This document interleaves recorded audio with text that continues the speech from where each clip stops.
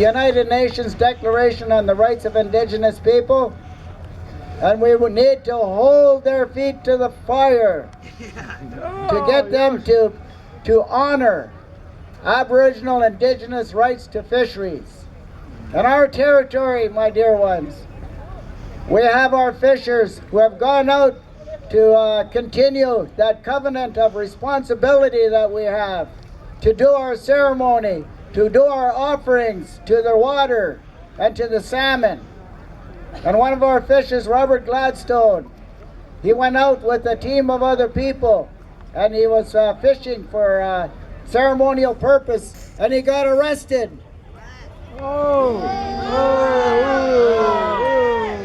And he's got to face a judicial system of Canada. And so what we did when we came down the river and we stopped in Chilliwack, we rallied at the court in solidarity with Robert Gladstone and all the fishers.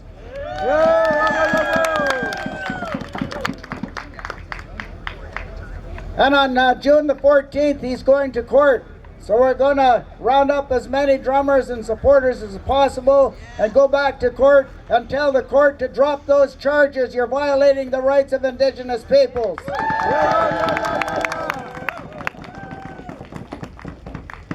Well, most people have had this long-term relationship with our sacred wild salmon because we consider them as our relatives. We've depended on those wild salmon for thousands and thousands of years. That's why we do all our sacred ceremonies. That's why we sing our songs to the river and to the salmon. And if we don't stop doing those ceremonies, we have the belief that if we ever quit it, we'll never see our wild salmon again. And that's an unimaginable condition that British Columbia would face. And we must not allow that to happen, my dear ones.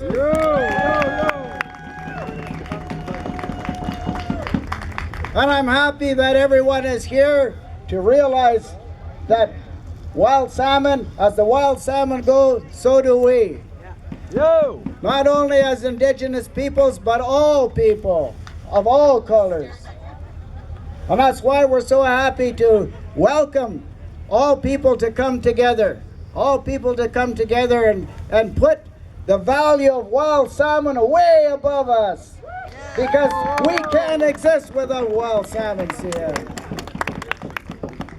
So all your powerful energy, all your creativity, all the prayers that you did, all the good thoughts that you have, it's meaningful. Every little petition that you signed to save wild salmon, that's meaningful. All the little contributions that you make, whether it's financially, emotionally, spiritually, or physically, that is going towards saving wild salmon, and my hands go up to you for doing it, and to continue to do it, and to spread the word that we need a critical mass that will turn things around and make it a good place for our wild salmon and a good place for all human beings in this beautiful part of the world.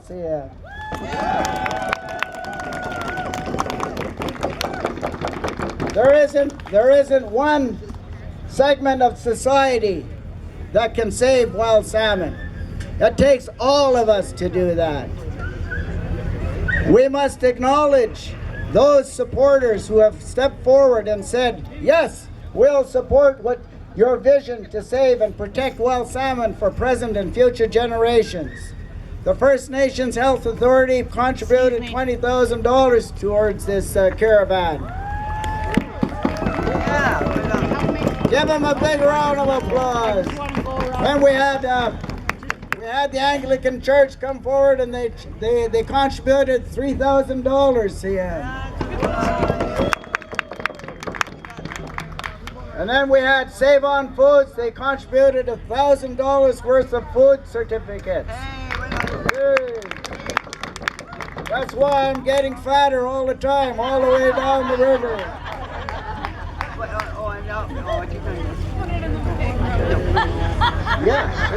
Yeah, and there's been food donations, and Don wants to talk about this and acknowledge them too. Oh, yeah.